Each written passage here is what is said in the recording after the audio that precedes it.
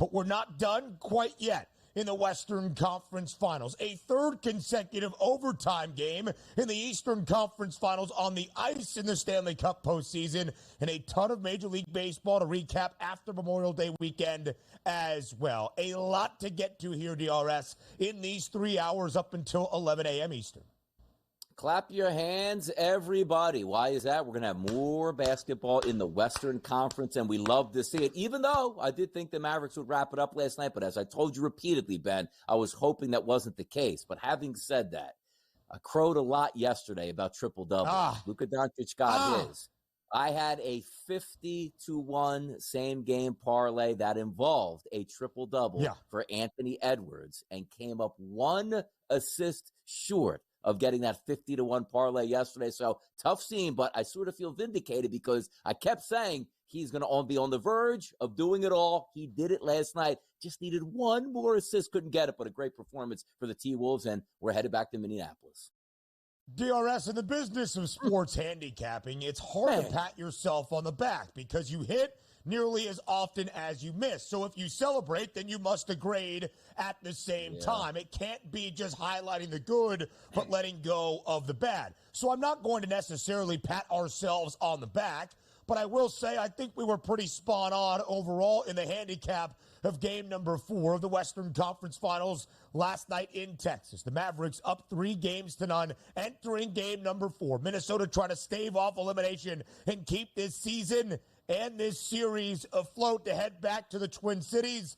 And that's what the Timberwolves do. They win by 5 in game number 4 to force a game number 5.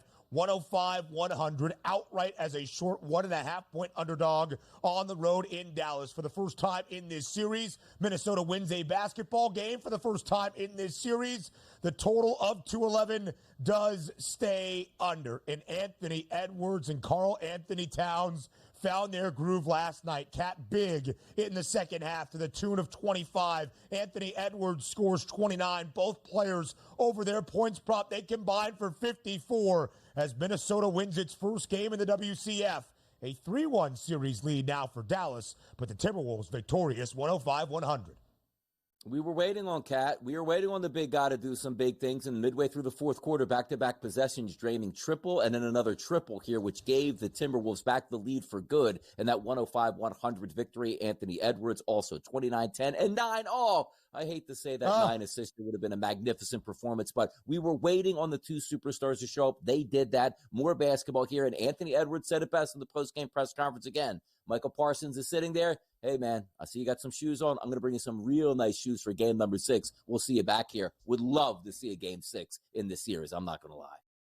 The Dallas Mavericks still a win away from the NBA Finals. The Dallas Stars a few wins away from the Stanley Cup Final. Our most recent champion in baseball, the Texas Rangers in Arlington, not far away from the city center of Dallas. That would leave the Cowboys as the only team that has failed to even sniff a conference championship in the last 25-plus years. And yet the Cowboys in attendance last night, did they put the kibosh on the Mavericks from winning this series in only 4? Plenty more reaction from game number 4 of the Western Conference Finals, and we're glad we still have NBA playoff basketball to discuss this week. Not 2 sweeps in both of the conference finals. Now we go to the ECF in the Stanley Cup postseason. For the 3rd straight game, we see an extra session of overtime, but this time it's the Panthers victorious, coming back to take game number 4 on home ice. 3-2. Down 1-0 after the first. They scored 2 in the second. The Rangers equalize in regulation. Florida wins it in OT. This series tied at 2 games. All the Panthers were a -170. Moneyline home ice favorite last night. Yeah, Panarin got 2 points last night, adding his 9th and 10th assist of the playoffs. But also, when we talk about overtime, you said, was it a long grind? No. We're roughly a minute in to the first overtime period. Sam Reinhart gets that goal, and now we're tied up at 2-2. This is what we were supposed to have, a best of 3 now moving forward in the Eastern Conference Finals. It's been an awesome series, back and forth each game. Who knows who's going to have home ice advantage, but it turns out that if you are the Rangers, all right, let's go back to Madison Square Garden. We got 2 in our building, 1 in Florida. Let's see what happens. But a fantastic series, just got even better as we head in now to game number 5.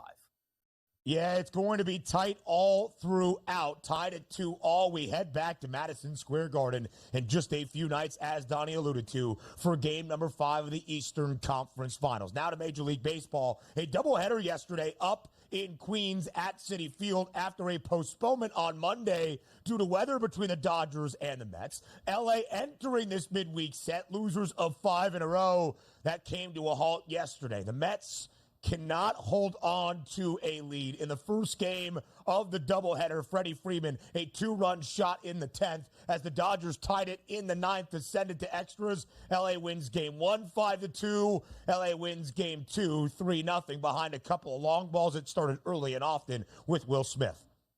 Yeah, who knows what the future of the Mets is going to be, which is just such an interesting franchise. Doesn't take away from the doubleheader win by the Dodgers, which they really needed that. But the Mets were one of those teams that got new ownership, and they promised, we're just going to spend more money than everybody and bring a World Series to town. Now to sort of tear it down and then have this 22-31 baseball team in the Big Apple, not a good look, especially when the Yankees are playing good baseball across town.